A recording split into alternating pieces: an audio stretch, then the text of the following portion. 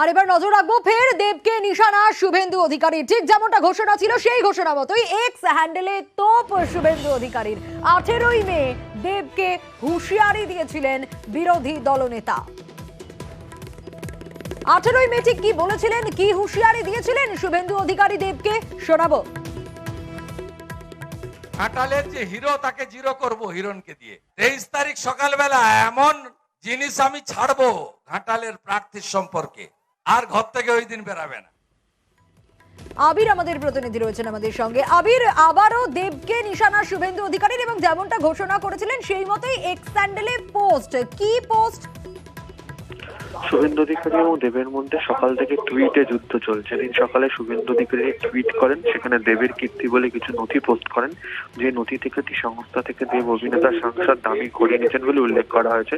শুভেন্দু অধিকারী সেই টুইটকে রিটুইট করেন হিরণ এবং সাথে ভোট দেওয়ার আগে বিবেচনা করার কথা বলেন। এরপরই পাল্টা পোস্ট করেছেন ঘাটালের তৃণমূল কংগ্রেসের প্রার্থী দেব দীপক অধিকারী এবং তিনি সেখানে লিখেছেন যে শুভেন্দু অধিকারী মুখ্যমন্ত্রী হওয়ার স্বপ্ন দেখেন, কিন্তু হিরণটাকে কাউন্সিলরের পর্যায়ে নিয়ে যাচ্ছেন এবং দেব যে আচরণ করেছে সেখানে সেটাকে যেন তার দুর্বলতা বলে ধরে না হয়, সেই সংক্রান্ত বিষয় নিয়ে তিনি বার্তা দিয়ে রেখেছেন। আবির, যে প্রশ্নটা বারবার করে উঠে আসছে, যে আরেকবার আমাদের দর্শকদের জন্য একটু তোমার কাছ থেকে জানতে চাইবো, এই যে পাল্টা দেব পোস্ট করলেন এবং ঠিক কি বোঝাতে চাইলেন?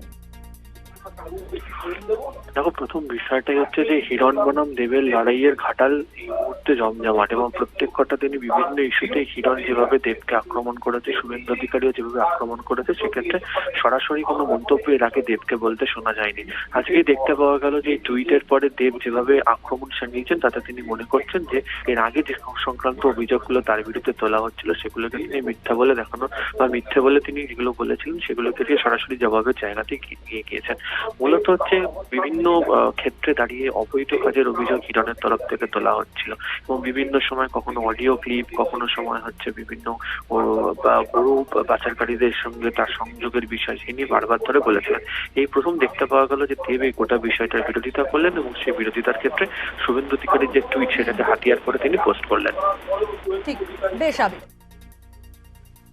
ভীষণ বোকা বোকা একটা পোস্ট এবং এটা একদম প্রশ্ন ছুড়ে দেয় ইডি এবং সিবিআই এর কাছে, কারণ এই তথ্যগুলো শুধু ইডি, সিবিআই এবং হাইকোর্টের কাছে ছিল। এইটা শুভেন্দুদা কি করে পেল?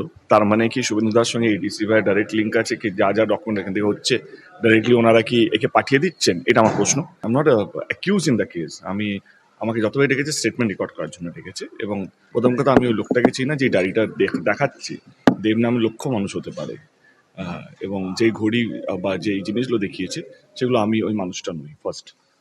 সেকেন্ডলি, যেই 50 লাখ টাকা দেখাচ্ছে একটা ট্রান্সফার হয়েছে, আমরা 8-9 মাসের মধ্যে সেই টাকাটা ওই আর্নক ট্রেডার্সকে আমরা ফেরত দিয়ে দিয়েছি। এত একটা হাওয়া গরম করা হলো 3 দিন ধরে, কি বিশাল কিছু আসবে এবং এই ধমকানো চমকানো ব্ল্যাকমেলিং এর যে রাজনীতি, আমার মনে হয় এটা দুঃখজনক। আজ অবধি চুপ ছিলাম গরু চুরি নিয়ে, আজ যেহেতু ডকুমেন্টস বেরিয়ে গেছে তো আমি বলতেই পারি। পিন্টু মন্ডলের সাথে হিরণ আমাদের 2013, এই যে পেপারটা আছে আমার 2013 কাটিংটা, যেহেতু আমি যখন আছে আমার কাছেও সমস্ত ডকুমেন্টস রেডি আছে, তাহলে তো উনিও গরুচোর, কারণ উনিও পিন্টু মন্ডলের সঙ্গে কাজ করেছেন, পিন্টু মন্ডলের সঙ্গে টাকা নিয়েছেন, কারণ উনিও গরুচোর।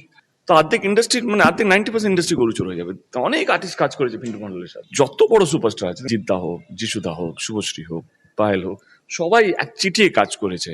তো আজকে জাস্ট বিকজ আমি পলিটিশিয়ান বা একটা দলে হয়ে কাজ করছি বা একটা দলের সাংসদ, তো আমাকেই গরুচোর বলা হচ্ছে এবং প্রমাণ এখনো অব্দি করতে পারেনি। এবং আমার সত্যি খুব খারাপ লাগলো, দুঃখজনক লাগলো, হিরণকে বাঁচানোর জন্য শুভেন্দু এতটা নিচে নামতে হলো।